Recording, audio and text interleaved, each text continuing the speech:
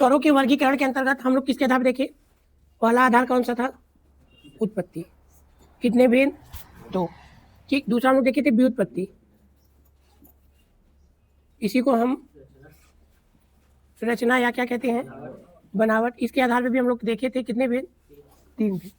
इसी में एक अलग से देता है मात्रा काल के आधार पे। उच्चारण में लगने वाले समय को उच्चारण में लगने वाले समय को मात्रा काल कहते हैं। जो ध्वनि हम लोग उच्चारित करते हैं उसमें जो समय लगता है उसी को क्या कहते हैं? मात्रा काल। ठीक। तो मात्रा काल के आधार पे भी कितने भेद होते हैं? 3। ठीक।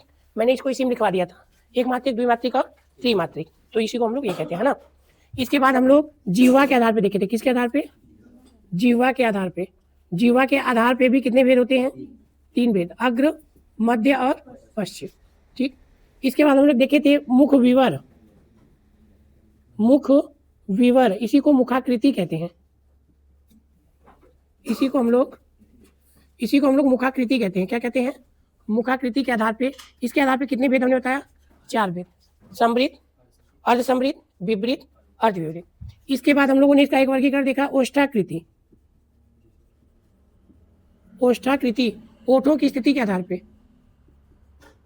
ओठों की स्थिति के आधार पे कितने भेद होते हैं? 2 भेद होते हैं। कितने भेद होते हैं? तो इतने भेद हम लोग को स्वरों के बारे में हम लोग पिछली कक्षाओं में पढ़ चुके हैं। ठीक। उत्पत्ति के आधार पे दोनों भेद के नाम बता दीजिए आप लोग। मूल स्वर और कौन सा स्वर? दूसरा बताइए। संयुक्त स्वर।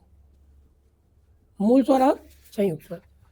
व्युत्पत्ति रचना के आधार बताइएगा, बताइए।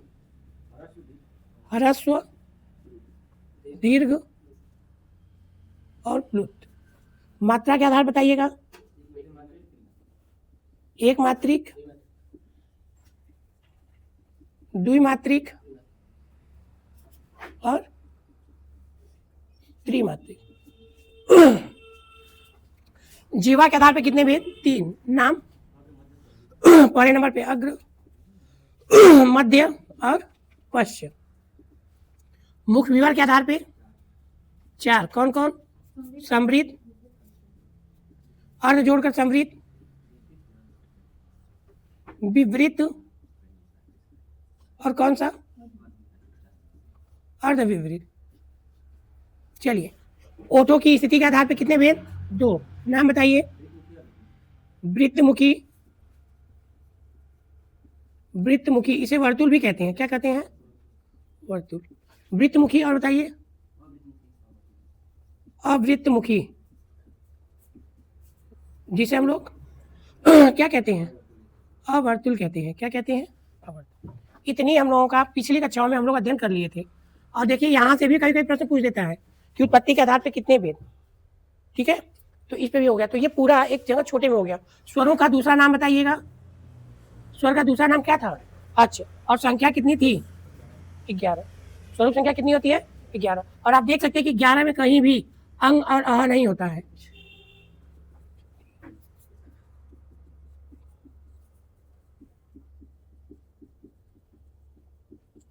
क्या इसमें कहीं आपको दिख रहा है?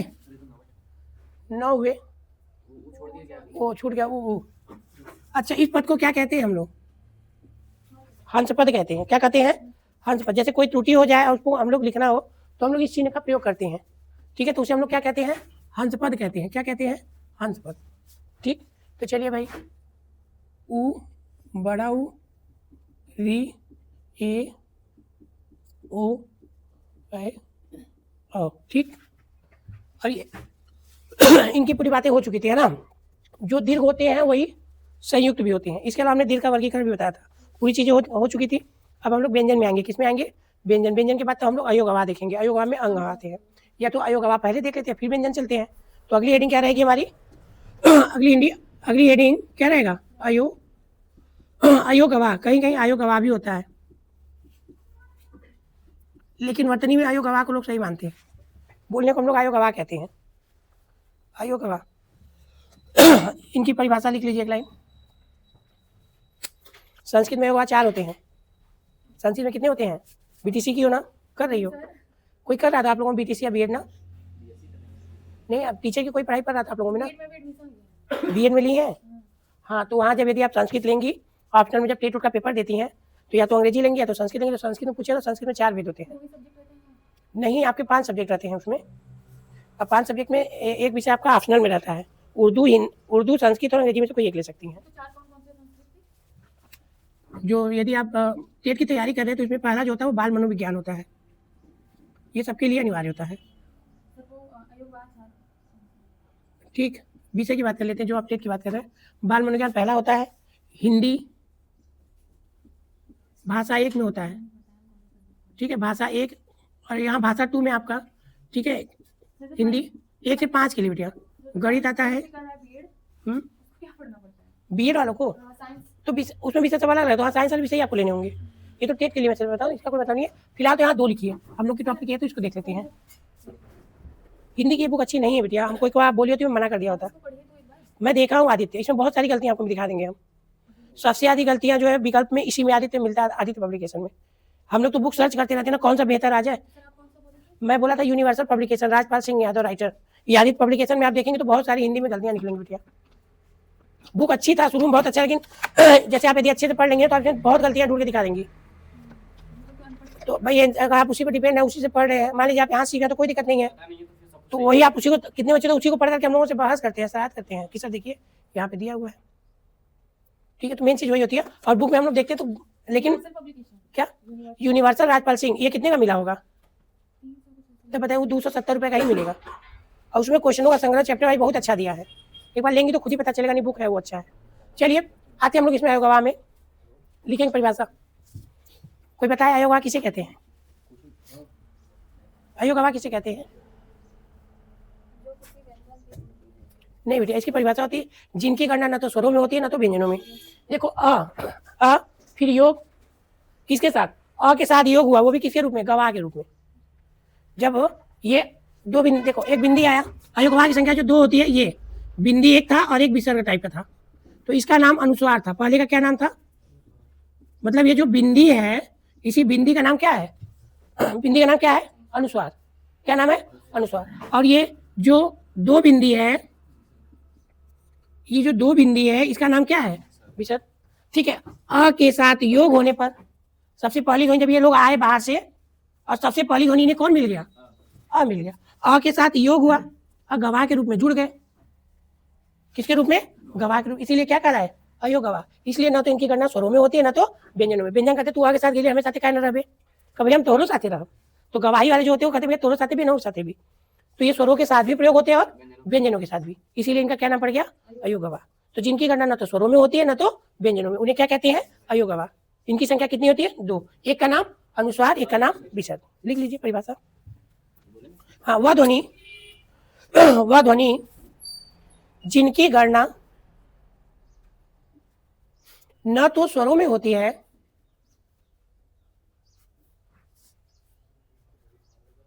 न ही व्यंजनों में, वह ध्वनि जिनकी गणना न तो स्वरों में होती है न तो व्यंजनों में,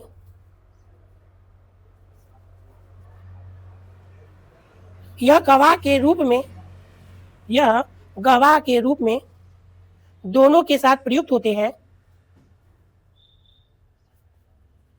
अतः इन्हें अयोग गवाह कहते हैं।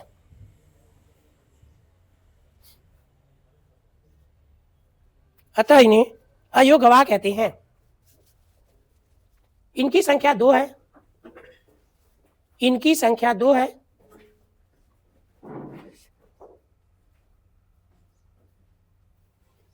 अनुस्वार और विसर्ग।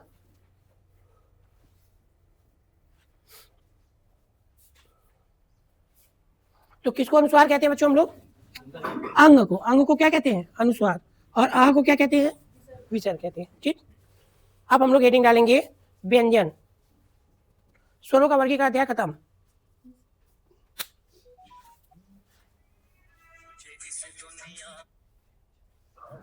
हाँ प्रणाम से बताइए।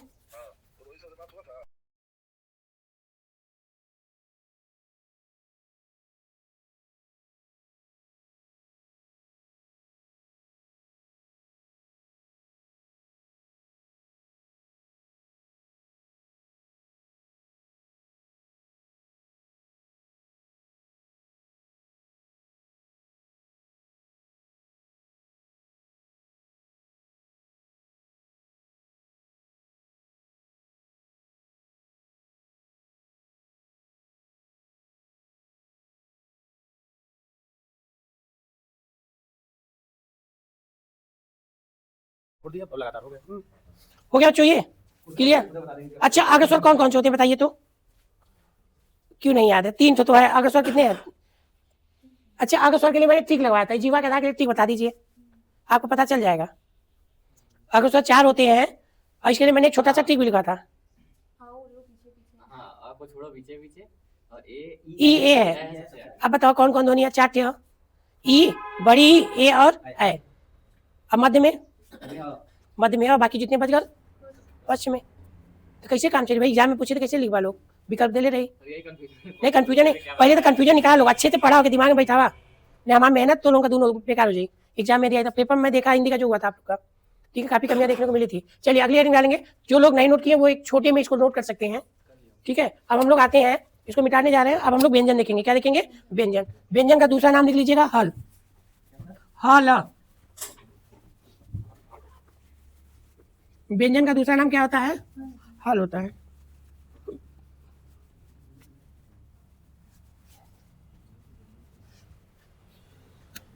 अगली हेडिंग व्यंजन, ठीक। व्यंजन का दूसरा नाम हल, ठीक। संख्या यदि पूछे तो कितनी? 33, ठीक। अब हम लोग व्यंजन की परिभाषा लिखेंगे। पहले आप लोगों में कोई हमें बता देगा जानता हो तो, व्यंजन किसे कहते हैं? हाँ, वह ध्वनि जो बिना स्वरों की सहायता से बोली या कही नहीं जा सकती, जिन्हें बोलने के लिए स्वरों की आवश्यकता पड़ती है, उसी को क्या कहते हैं? व्यंजन। लिखेंगे वह ध्वनि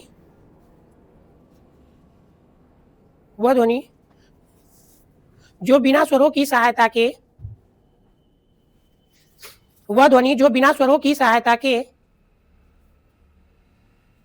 बोले या कहे नहीं जा सकते, बोले या कहे नहीं जा सकते, उन्हें व्यंजन ध्वनि कहते हैं।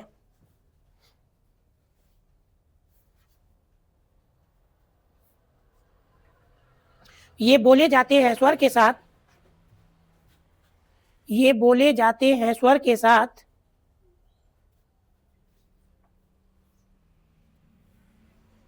और लिखे जाते हैं हलंत के साथ। ये बोले जाते हैं स्वर के साथ और लिखे जाते हैं हलंत के साथ।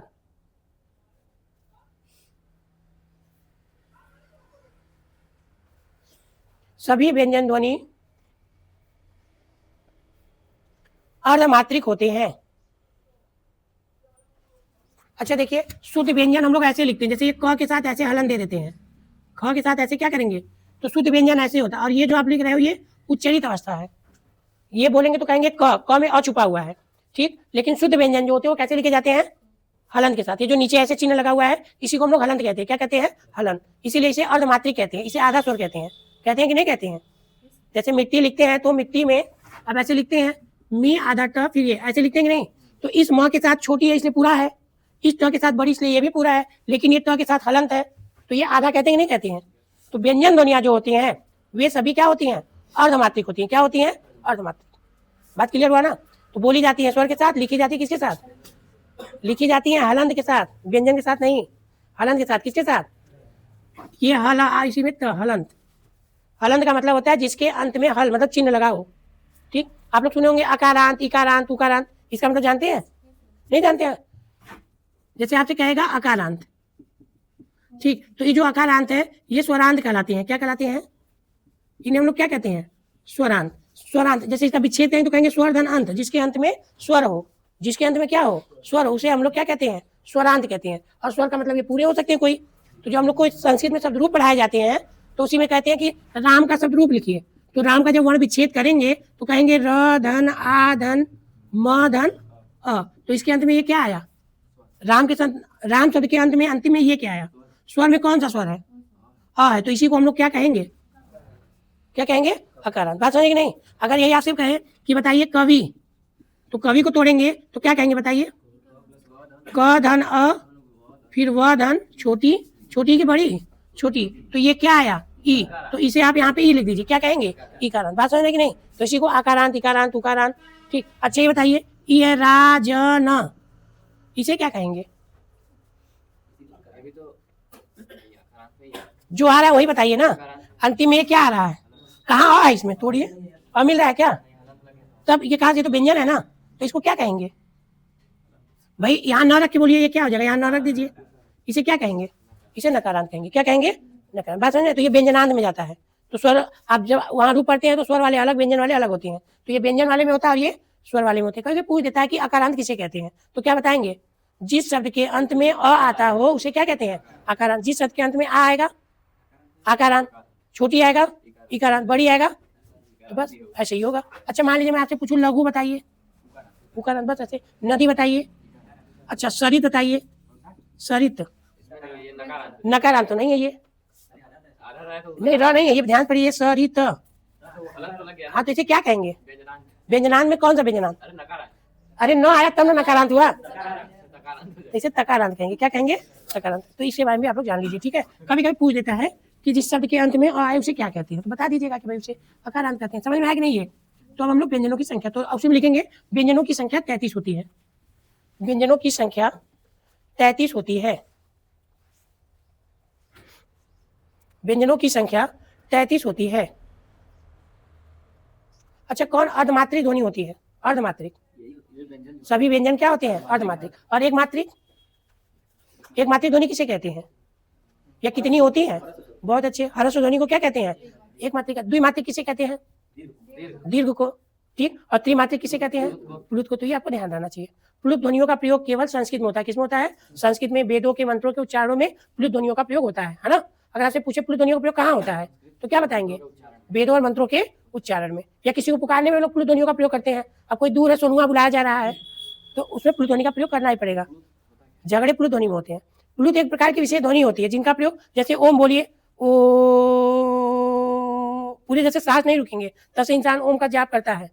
जो ऋषि मुनि लोग होते तपस्या करते थे तो ओम बोलते थे, तो जब से पूरी सांस, पंडित जी लोग जो शंख बजाते हैं किस ध्वनि में बजाते हैं, प्लुत ध्वनि। बिल्कुल बिल्कुल वही प्लुत ध्वनि है, जो 2 से भी अधिक समय लगे, ठीक है। अब पहले बचपन में हम लोग के समय कॉमिक्स आता था, अब तो कॉमिक्स लग गया जमाना। अब कौन बच्चा कॉमिक्स पढ़ता है, शायद ही कहीं किसी बच्चों को कोई कॉमिक्स मिल जाए। चाचा चौधरी की, हाँ अब मूवीज हुई आता है, ये सब चीजें आती हैं, हाँ तो अब वो सब चीजें आती हैं। लेकिन पहले आते थे तो उसमें किसी को डिशुम जब मारता था तो आप देखेंगे तो ऐसे ऐसे ऐसे ऐसे घसीट देता था, मतलब ऐसे होता है ना। तो इसी को हम लोग उसमें कहते थे प्लुत ध्वनियों का प्रयोग होता है किसी को बुलाने के लिए। जैसे कुत्ता भौंक रहा है भों भों, तो इसका ऐसे ऐसे ऐसे कर देता था। तो इन ध्वनियों का प्रयोग प्लुत ध्वनियों में। तो प्लुत ध्वनियों का प्रयोग हमारे दिनचर्या में नहीं, लेकिन वेदों मंत्रों के उच्चारणों में प्लुत ध्वनियों का प्रयोग है। तो कहते हैं ना, एक बार जोर से बोला दुर्गा माई की, जैसे लोग जय जो चिल्ला के बोलते हैं तो वही क्या है, प्लुत ध्वनि। कोई धीरे से ना कर जाए, लेकिन उसमें कहते हैं धीरे प्रेम से बोलो, जोर से बोलो, इस तरीके से बोलते तो इस तरीके से इंसान बोलता है। तो प्लुत ध्वनियों का प्रयोग वेदों और मंत्रों के उच्चारणों में, यूं कह सकते हैं हिंदी में प्रयोग न के बराबर है। इनका प्रयोग केवल और केवल कहाँ होता है, संस्कृत में। किसमें होता है, संस्कृत। बिल्कुल लड़ाई झगड़े में कह सकते हो। सियार बोल देंगे, रात को जो सियार बोलते हैं किस ध्वनि में, प्लुत ध्वनि में। एक गांव से दूसरे गांव का सियार भी सुन ले वाला, ठीक। ट्रेन की जो ध्वनियां होती है वो कौन सी ध्वनि में होती है, प्लुत ध्वनि में। बाइक से जो आप लगाता है हार्न बजा रहे हो, कौन सी ध्वनि है, प्लुत ध्वनि। तो ये सब प्लुत ध्वनियों में। तो ये सब उतना नहीं पूछता, लेकिन आपको जो पूछता है वो ध्यान रखना है, ठीक। तो चलिए व्यंजनों की संख्या कितनी होती है, 33, ठीक। तो अब हम लोग व्यंजनों का वर्गीकरण डालेंगे। चाहे तो पूरा व्यंजन लिख सकते हैं, अब 33 व्यंजन लिखना हो तो लिख सकते हैं, और नहीं तो छोड़ सकते हैं। क ख ग डाट डाट डाट डाट करके छोड़ दीजिए। 33 व्यंजन अगर लिखना हो तो 33 लिख लीजिए, वो अलग बात है, ठीक। अब हम लोग हेडिंग डालेंगे व्यंजनों का वर्गीकरण।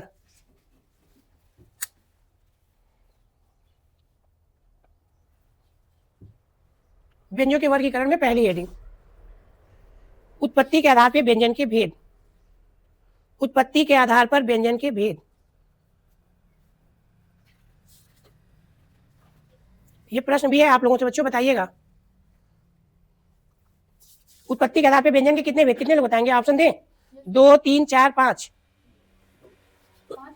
चलिए 5 हो गया, 2 हो गया, और कोई 3 भी कोई मान लो, 3, और एक आदमी 4 भी मान लो, किसी न किसी का तो सही हो ही जाएगा। चलिए अच्छा हम बताते हैं। उत्पत्ति के आधार पे, ठीक है, उत्पत्ति के आधार पे जो व्यंजनों की संख्या होती है वो कितनी होती है, 3 होती है, ठीक है। यानी आपका सही हो गया ना, कोई बात नहीं। उत्पत्ति के आधार पे कितने होते हैं, 3 भेद। नाम क्या है इनका, पहले का नाम है बच्चों स्पर्श व्यंजन, कौन सा, स्पर्श।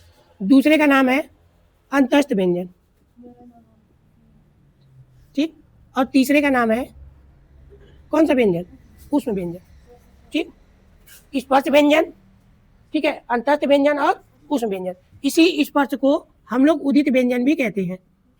क्या कहते हैं, उदित व्यंजन, ठीक। स्पर्श व्यंजन को उदित व्यंजन कहते हैं। इनकी संख्या सबसे अधिक होती है, कितनी होती है, कितनी होती है, 25। कहाँ से कहाँ तक, तो कहते हैं क से म तक, क से म तक। क से म तक की जो ध्वनियां होती हैं वो स्पर्श व्यंजन कहलाती है। संख्या कितनी होती है? 25। क ख ग घ अंग च छ ज ञ जो आप कर्ण से जानते हैं वो पूरा 25 गिन लीजिए, 25 आएगा। ठीक। अंतस्थ ध्वनि, ठीक है, अंतस्थ ध्वनि को उत्पत्ति के आधार पे यड़ स्वर भी कहते हैं। क्या कहते हैं? यड़ व्यंजन। ठीक। इनकी संख्या 4 होती है। कितनी होती है बच्चों? 4। ठीक। कौन कौन से होते हैं? तो ये पहले य के बाद व के बाद र के बाद ल। जबकि वर्णमाला में पहले य र ल व ऐसे होता है, लेकिन उत्पत्ति के आधार पे इनका जो क्रम है वो य व र ल है। य व र ल। ठीक। उस व्यंजन का, ठीक है, उत्पत्ति के आधार पे एक और नाम है जिसे हम लोग क्या कहते हैं? क्या कहते हैं बच्चों? सल व्यंजन। ठीक। तो इसकी भी संख्या कितनी होती है? 4 होती है। ठीक। इनका नाम है स ह, इसीलिए इसको बड़का स कहते हैं। सबसे पहले यह आता है, इसीलिए क्या है? बड़ा सा। इसे कौन सा? छोटा सा। ऐसे मूर्धन्य सा पहले से आप कहते हैं। तो ये इनके क्रम हो गए। गिन लीजिए, 25 4 29 4 33। तो ये उत्पत्ति के आधार पर हो गया, इसको नोट कर लीजिए। उत्पत्ति इतिहास या स्रोत के आधार पे।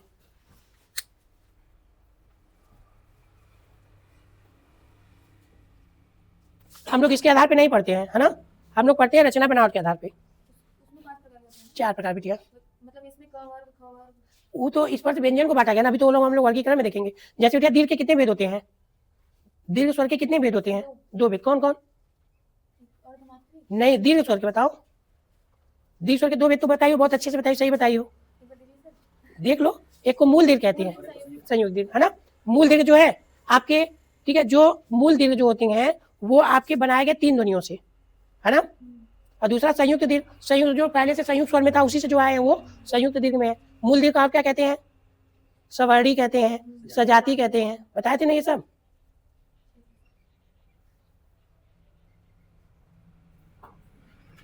तैतीस हो गया कि नहीं बच्चों? देख लीजिए। और 33 3 कितने होते हैं? और वर्णमाला में ध्वनियों की संख्या 36 होती है, आप जान ही होंगे। 3 तो बढ़ जाता है।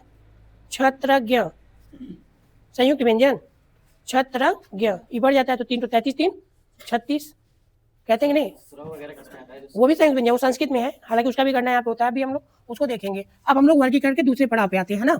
वर्गीकरण के दूसरे पड़ाव पे जो हेडिंग रहेगा उसका नाम ये रहेगा आप लोग का। क्या नाम रहेगा? व्युत्पत्ति। इसी को आप क्या कहते हैं? रचना। इसी को आप क्या कहते हैं? बनावट। व्युत्पत्ति, रचना और बनावट के आधार पे, ठीक है, व्यंजन के भेद। तो इसके आधार पे बेटा 4 भेद होते हैं। इसमें मात्रा आता ही नहीं है, मात्रा इसके लिए है ही नहीं। व्यंजन तो अर्धमात्रिक होते हैं बेटा ना, तो मात्रा का बात यहाँ पे करेगा ही नहीं, है ना? अगर मैं आपसे पूछूं, बताइए राम में कितने स्वर है, कितने व्यंजन है? कितने लोग बताएंगे? 2 स्वर है, 2 व्यंजन है। गलत जवाब। मैं बताया था कि नहीं टॉपिक पे? राम में कितने स्वर है, कितने व्यंजन है? नहीं, स्वर व्यंजन की बात, सही बात करो बेटा, 2 स्वर है, 2 व्यंजन है, बिल्कुल सही जवाब है। लेकिन आपसे पूछेगा वर्ड और अक्षर। हाँ, तो वर्ड और अक्षर बता दीजिए। 4 वर्ड है और 2 अक्षर। तो जो अच्छे होंगे उन्हें मात्रा में रखते हैं, है ना? और जो वर्ड होंगे उनको दोनों में गिनते हैं। बात समझे कि नहीं? तो शब्दों में जब पूछे तो इसके बारे में बता दिए हैं। ध्वनियां कितनी होती हैं? ध्वनियां 3। संपृक्त ध्वनि, संयुक्त ध्वनि और युग्मक ध्वनि। बिल्ली में कौन सी ध्वनि का प्रयोग हुआ है? युग्मक में। प्रसन्नता में युग्मक, सही है। प्रसन्नता में क्या है? युग्मक। प्राण में संयुक्त है। प्राण में क्या है? संयुक्त, ठीक है। और वत्सल में, वत्सल में संपृक्त है, जब 2 ध्वनियों के बीच में कोई भी स्वर न आया हो। मैंने बताया था कि जब 2 अलग अलग ध्वनियां हो और बीच में हो तो संपृक्त कहेंगे। और यदि यही पहले होगा, जैसे त्वचा, ठीक, तो ये पहले आ गया। जब पहले आएगा तो संयुक्त में, बीच में जाएगा तो संपृक्त में, और जब एक ही बार 2 रहेंगे तो युग्मक में। ये तो एकदम कॉन्सेप्ट में बैठ जाना चाहिए, अब गलत नहीं होना चाहिए। अगर एग्जाम में आएगा तो उसको अपना देखिएगा। और अनुस्वार से शुरू होने वाले कोई भी शब्द आपको मिलेंगे, अनुस्वार से जो शुरू होंगे, जिसे अंग से कहते हैं, तो उन्हें आप इसी में रखेंगे, पहले वाले में, संपृक्त में। किसमें? संपृक्त। जैसे बंदर, कंबल, संसार, ये सब यदि पूछे तो अनुस्वार शुरू हो रहा है तो इसे आप किस में रखेंगे? संपृक्त में। बात समझे कि नहीं? अरे भाई, बंदर ऐसे लिखोगे तो भी तो बंदर पढ़ोगे, और नहीं पढ़ पाओगे तो बंदर कहलाओगे। ये भी तो बंदर होगा। तो ये कहा कि यदि अनुस्वार से भी यदि कोई शब्द तो इसे भी संपृक्त में रखेंगे। किसमें रखोगे? संपृक्त में। ये ध्यान रहेगा ना? चलिए, अब व्युत्पत्ति के आधार पे 4 भेद होते हैं। कितने भेद होते हैं? 4। तो 3 नाम तो आपके यही वाले रहेंगे, 3 नाम आपके यही बचे कि यहाँ बढ़ जाता है। तो चलिए नाम बता दीजिए पहले। यहाँ पे पहले को क्या कहते हैं? स्पर्श व्यंजन, लेकिन यहाँ पे स्पर्श को वर्गीय व्यंजन कहते हैं। क्या कहते हैं? वर्गीय व्यंजन। क्या कहते हैं? वर्गीय व्यंजन, या इसी को वर्गाक्षर भी कहते हैं। क्या कहते हैं? वर्गीय व्यंजन या वर्गाक्षर। मतलब इसे स्पर्श व्यंजन भी कहते हैं, इसे वर्गीय व्यंजन या वर्गाक्षर भी कहते हैं, है ना? इनकी संख्या सेम वही बच्चों कितनी होती है? 25। कहाँ से कहाँ तक? क से म तक। ठीक। दूसरा अंतस्थ व्यंजन, तो यहाँ पे भी उसको अंतस्थ ही कहते हैं, कोई नया नाम यहाँ पे नहीं है। अंतस्थ, इनकी संख्या कितनी होती है? 4। अब वो आपके उसी क्रम में रहेंगे, य व र ल। ठीक। अंतस्थ ध्वनि, अच्छा इसको यदि रखना होगा तो किस में रखेंगे? हाँ, संपृक्त नहीं जाएगा, बिल्कुल। स्पर्श किस में चला जाएगा? संयुक्त में। ठीक है। अब हम लोग एक अंतिम में आते हैं, उष्म। उष्म है ना, उष्म की संख्या कितनी होती है? उष्म की संख्या क्या होती है? अच्छा, यहाँ पे उष्म को हम लोग संघर्षी कहते हैं। क्या कहते हैं? संघर्षी व्यंजन। उष्म को संघर्षी व्यंजन कहते हैं। संख्या 4 होती है, स स ह। नहीं बेटा, चौथा भेद देखेंगे हम लोग। जैसे वहां पे संयुक्त व्यंजन स्वर होते हैं, जैसे संयुक्त स्वर होते हैं, वैसे यहाँ पे क्या होता है? संयुक्त व्यंजन। संयुक्त व्यंजन, यौगिक व्यंजन, ठीक है, संधि व्यंजन, संयुक्त व्यंजन, यौगिक व्यंजन, संधि व्यंजन, है ना। और इसे संधि व्यंजन भी कहते हैं। संधि व्यंजन, इनकी भी संख्या कितनी होती है? 4। ठीक। कौन कौन से होते हैं? तो देखिए, पहला होता है छ, दूसरा होता है त्र, ज्ञ, और चौथा क्या होता है? स्र। कौन किसको लेके बना है? तो यहाँ पे देख सकते हैं, ये बना है क से और मूर्धन्य स से। ये बना है त से और र से। ये बना है जहाज से और इया से। और ये बना है बड़ा स से और किससे? र से। और यदि किसी विकल्प में आपको ये भी दिखे और ये भी दिखे तो प्रथम वरीयता किसको देंगे? इसको, जबकि दोनों ही सही है। लेकिन अगर अ के साथ, तो जैसे आपको मान लो क्षमा दे दिया, अब इसको तोड़ना है, तो यहाँ पे कहोगे क धन स धन अ, ये तोड़ोगे तब ऐसे तोड़ना होगा, तो ये रूप हो जाएगा इसका। तो चाहे तो वो भी लिख सकते हो, नहीं तो फिर इतना भी लिख दोगे तो भी कोई दिक्कत नहीं है। हाँ, सब में अ छुपा हुआ उच्चारित करेंगे तो आएगा ही आएगा, बिल्कुल। तो आप इसीलिए वहाँ अलंत नहीं लगाया है। इसमें क्या हुआ? दोनों में अलंत लग के अ हो गया, तो उसको वैसे भी लिख सकते हैं, दोनों ही मान्य होते हैं। लेकिन अगर विकल्प में दोनों हो ना, तो प्रथम वरीयता किसको देंगे? नीचे वाले को। वैसे दोनों एक साथ देता नहीं है, क्योंकि दोनों ही सही होते हैं, लेकिन कभी कभी उलझाने के लिए दे देता है। तो उस दशा में आपको ये करना है। विलोम पढ़ के आएंगे ना कल आप लोग? विलोम पढ़ के आइए तो पूछा जाए, कुछ पूछने का क्रम भी चलता रहे, क्योंकि विलोम पर्यायवाची मुहावरे आप ऐसे ही याद करके आएंगे।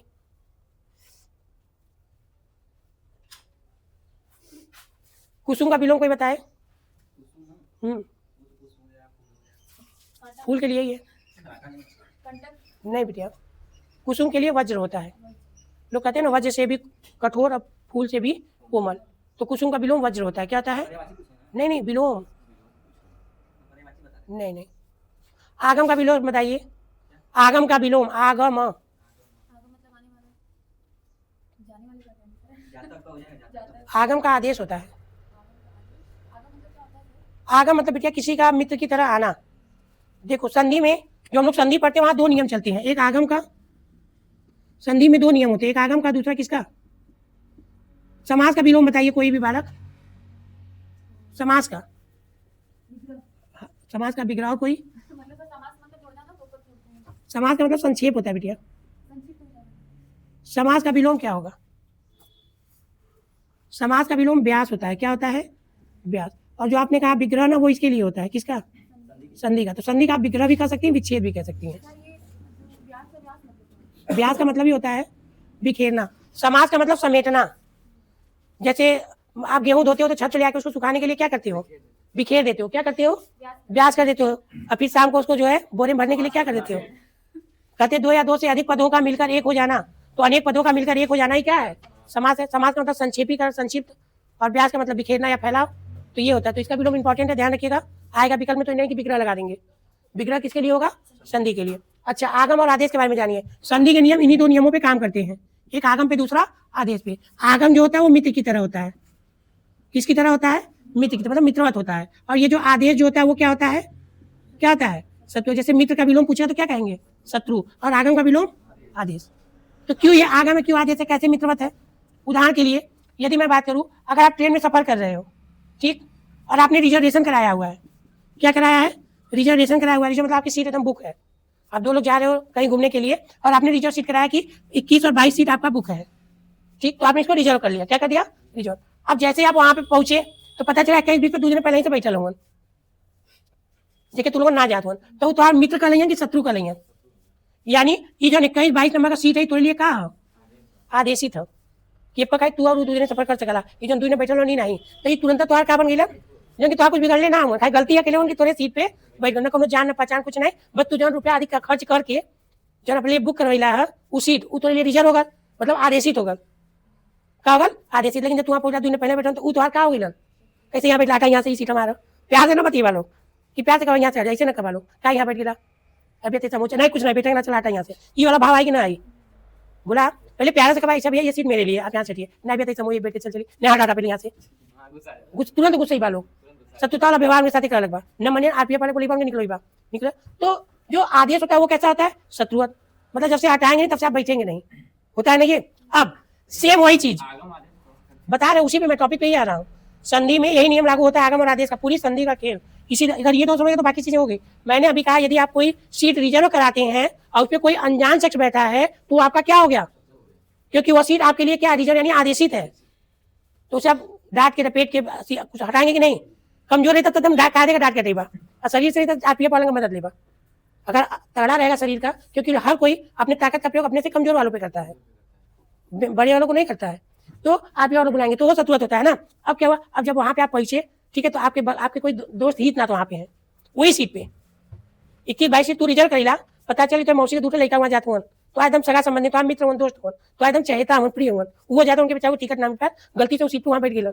अब तू वहां अरे तो हूँ चलत हुआ का मतलब वो सीट तक भुला जाता सीट बतिया ना हुई हाँ यार सीट ना मिला क्या बताइए बैठ गई कौन बात हम ना हम बुक कराइले ही वाला तो वहाँ कौन भाव आ जाए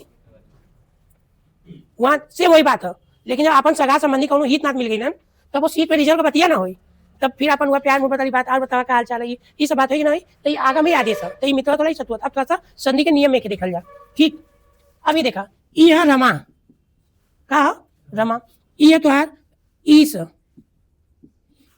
रमाधन ईस ठीक। अब देखा ई तुहार आ और ई तुहार का हो ई दोनों हट गल ई का होगा ए तो कहो तुम जब से आ और हटियन ना तब से ए का हुई